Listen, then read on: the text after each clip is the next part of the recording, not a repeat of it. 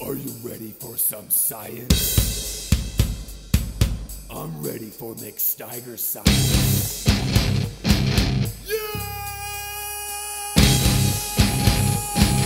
Stand up and shout! Stand up and shout! Stand up, stand up, stand up and let it out. Stand up and shout! Stand up, stand up, stand up and let it out. McSalinger science.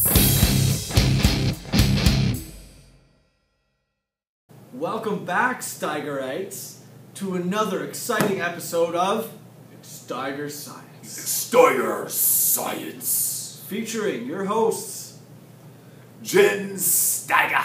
and McSalinger. Here today to bring you an update on a brand new lab that you're going to have a chance to experience, and it's going to blow your minds. You have no idea, Steigerites, Staggerites, they stagger, right? they will. What's in store? It's unbelievable. So you've all met our good friend Mr. Green, responsible for essentially everything that all of us do all the time.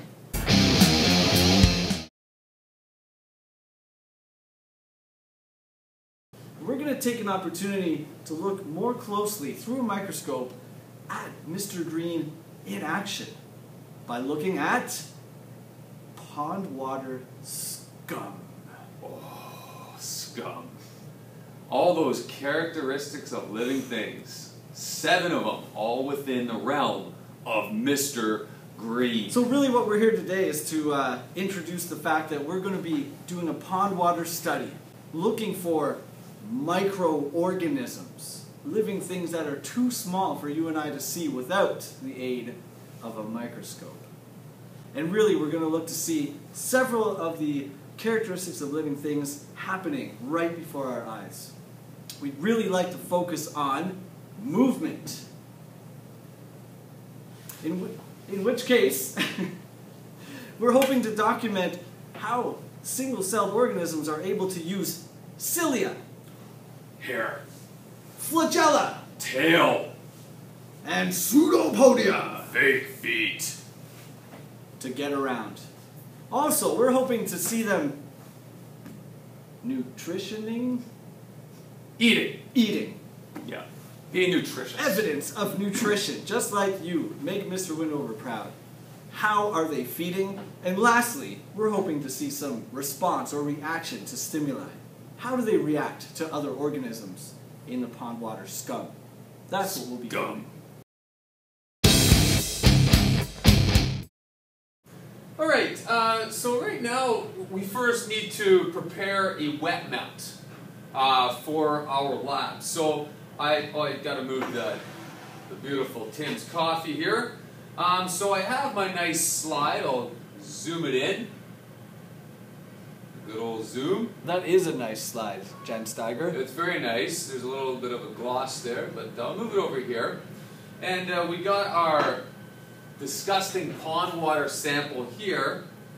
And the first thing I'm going to do, now usually if it's a dry, something that is not wet, so it's dry, you want to make sure that you add a little bit of water to it to create a wet mount. Now obviously in our case here, we are dealing with pond water. We don't need to add more water to that.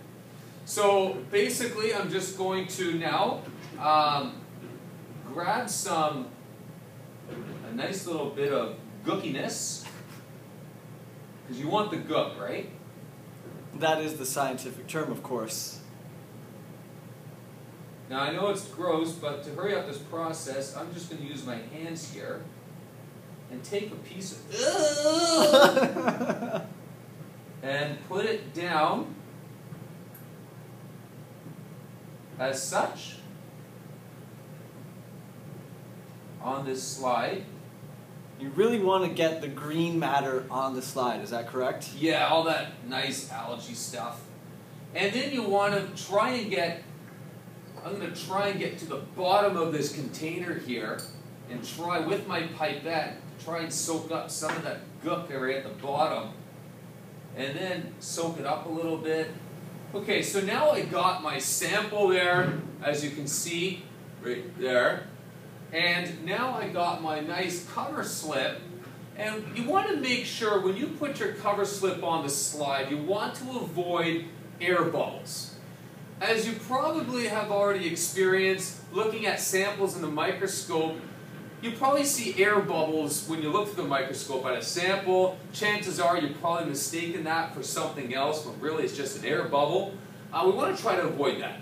So what you want to do is maybe put your cover slip on, like, I don't know if you can see that, on a 45-degree angle, and hold it on one side, and then set it down nicely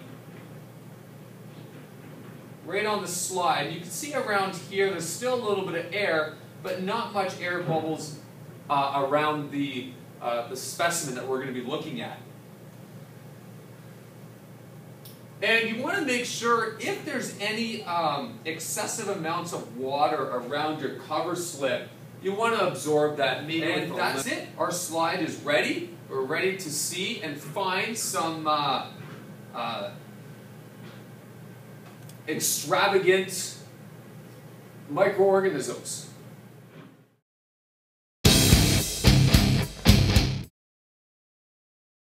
Well, check that out. Just look at it. It's a veritable highway of life. So much is just moving around. Responding. There's a couple dudes at the bottom there. Those guys would look like they're having a feeding frenzy. Now, your teacher will provide you with a chart that will help you to identify specific types of microorganisms. But as you can see, clearly we have evidence of movement, which is produced by flagella. Now I'm going to, it looks like that, that microorganism at the top might be feeding. That looks like evidence of nutrition. Is So that I'm going to focus in on medium power now, since those of you who are watching, again, you use the low power to scan. And now that we've scanned something, we found a microorganism, now it's time to focus in on him. Oh, wow. And there he is, feeding. Jensteiger, I can't see too well. Is that a bag of Doritos? No, No. I think that's bacon. Oh, right, of course.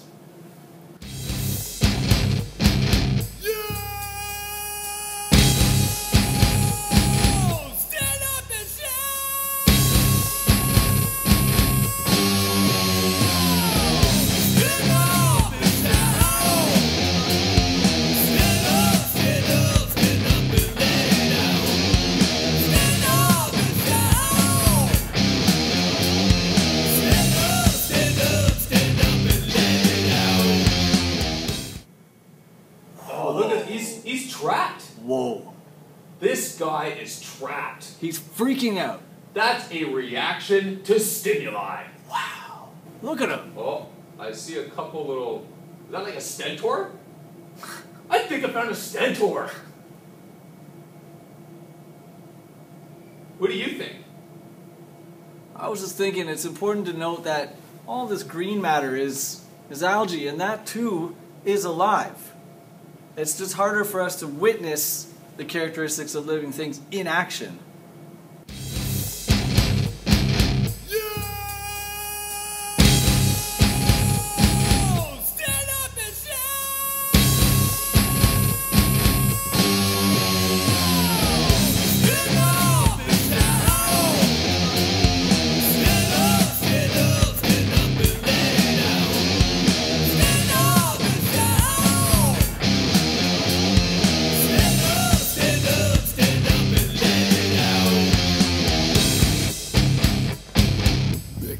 McSalinger science.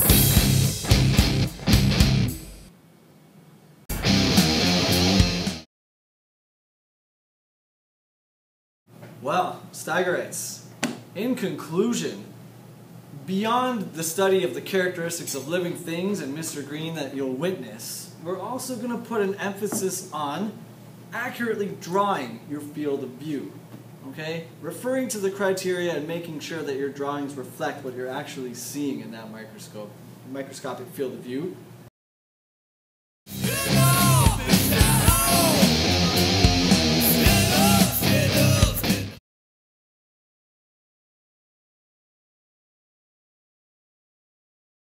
And you're also going to want to make sure that you take some accurate measurements as well. The total magnification, the field of view diameter, and estimating the size of the specimen that you're viewing.